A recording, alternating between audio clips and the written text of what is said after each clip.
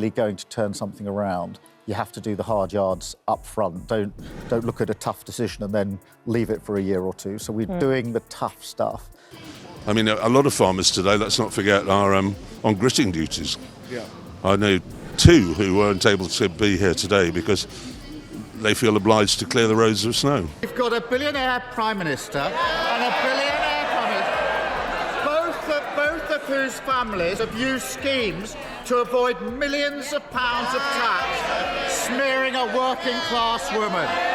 I think today is an answer to that question in a way, because here we are 10 days past the mayoral election. You've worked your entire life to build a legacy for your children. Now imagine being told it could all be taken away. Before we move on, I'd like to ask you a small favor. If you appreciate this content, please take a second to like this video and subscribe to the channel. Over 98% of you watch the videos without subscribing. It costs you nothing, but it makes a huge difference to us. So, did you click the subscribe button? Great, thank you so much. Now, back to the video. This isn't just a story about Keir Starmer or inheritance tax. It's about you, your family, and the future of British farming. Are you ready to see how political decisions in Westminster could change your life forever? Keir Starmer strode onto the TV set exuding confidence. He was ready to defend Labour's inheritance tax policy, a controversial plan that had farmers across Britain on edge. It's Harry from The Sun. Yeah. Well, I wanted to come along and support farmers. How do you think it's went? Well, I mean, it's too big a crowd to have a march, so that's... Wouldn't you love it? Let's decide, shall we?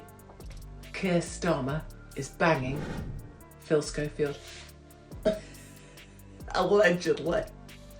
I mean, a lot of farmers today, let's not forget, are on gritting duties. Yeah. I know two who weren't able to be here today because they feel obliged to clear the roads of snow. The policy aimed to raise revenue, but at what cost? Family farms, some passed down through generations, now faced an uncertain future. As Starmer settled into his seat, Alistair Carmichael began his questioning. The atmosphere shifted instantly. Starmer, caught off guard, fumbled for words. He insisted that the vast majority of farms could be passed on without being affected by the inheritance tax. But as Carmichael pressed for details, Starmer's certainty wavered. The studio grew tense. Starmer struggled to explain the policy's intricacies, contradicting himself at every turn. He claimed the tax wasn't aimed at any particular group, yet couldn't convincingly explain how it would protect family farms. His assertion that the policy was necessary for balancing the budget fell flat, viewed by many as an attack on rural life. Carmichael, sensing blood in the water, pushed harder. He challenged Starmer on the robustness of his figures, exposing glaring inconsistencies. We've got a billionaire Prime Minister and a billionaire Prime Minister, both of whose families have used schemes to avoid millions of pounds of tax, smearing a working class woman. His sort of outlook is gay. Staying in Lord Alley's apartment, a bit gay. Being there for a month and a half, quite gay. Probably gay. Must be gay. I mean, I think today is an answer to that question in a way, because here we are 10 days past the mayoral election. Farmers are the backbone of British agriculture, Carmichael argued, accusing the government of treating them like cash cows to fund short-term solutions.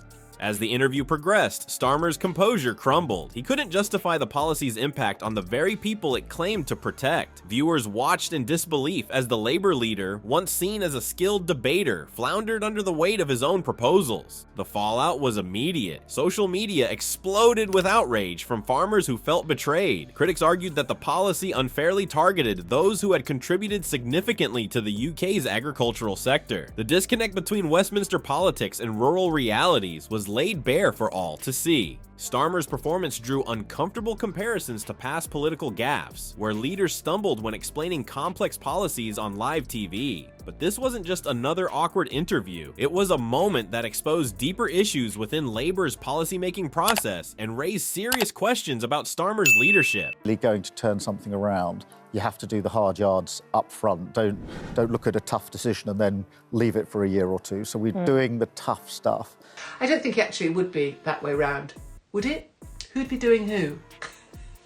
We will continue to work, as we have done in the 4 months in government, on issues of security, our economy and global conflict. As the cameras cut away, one thing was clear: Starmer had failed to defend his own party's proposals, leaving viewers to wonder about the future of British farming and the competence of those who claim to represent their interests. In the wake of Starmer's fumble, an unlikely alliance formed. Nigel Farage and Katie Hopkins, figures typically at odds with Labour, found themselves leading a charge that would shake the party to its core. Their protests gained momentum, tapping into a deep vein of discontent that Starmer's TV meltdown had exposed. As news of the disastrous interview spread like wildfire across social media and news outlets, Labour Party members and MPs began to openly question Starmer's leadership. The growing concern wasn't just about his ability to defend policies. It struck at the heart of his capacity to effectively communicate and represent the party's core values. The divide between Starmer and traditional Labour strongholds became increasingly apparent. Farmers and pensioners, once reliable Labour supporters, felt alienated by policies that seemed disconnected from their daily realities. Polling data reflected this shift, showing a significant drop in Labour's support among these key demographics. Starmer's team scrambled to control the narrative, issuing clarifications about the inheritance tax policy, but their efforts often seemed reactive rather than proactive, further fueling criticism of Starmer's leadership style. Each attempt to explain the policy's intricacies only seemed to highlight the disconnect between Westminster politics and the concerns of everyday Britons. As more inconsistencies in Starmer's statements surfaced, public trust in his leadership began to erode rapidly. The crisis of confidence within the Labour Party deepened, with some MPs openly suggesting that a change in leadership might be necessary if Starmer failed to reconnect with the party's base. The fallout from the TV interview wasn't just about one policy or one bad day in front of the cameras. It revealed deeper issues within Labour's policymaking process. How could a party that claimed to represent working people be so out of touch with the realities of family farmers? Why did their leader seem unable to explain policies in a way that resonated with their core supporters? As calls for Starmer to address the growing discontent within the party intensified, the future of Labour hung in the balance. The incident had exposed not just a communication failure, but a fundamental disconnect between the party leadership and the very people they claim to champion. In the coming days and weeks, Starmer would face the challenge of his political career, rebuilding trust, reconnecting with Labour's base, and proving that he could lead the party through this crisis and beyond. Keir Starmer's TV meltdown has exposed more than just a poorly defended policy. It's revealed a chasm between Labour's leadership and its traditional base. The fallout from this incident raises serious questions about the party's ability to effectively communicate and stand behind its own proposals. Can Labour regain the trust of farmers and pensioners, or will this debacle lead to a fundamental shift in UK politics? As the dust settles, viewers are left pondering the future. Will Starmer's leadership survive this crisis, or is Labour headed for another internal struggle? The coming weeks will be crucial as the party grapples with its identity and tries to reconnect with voters. One thing's clear: this isn't just about inheritance tax anymore. It's about the very soul of the Labour Party and its place in British politics.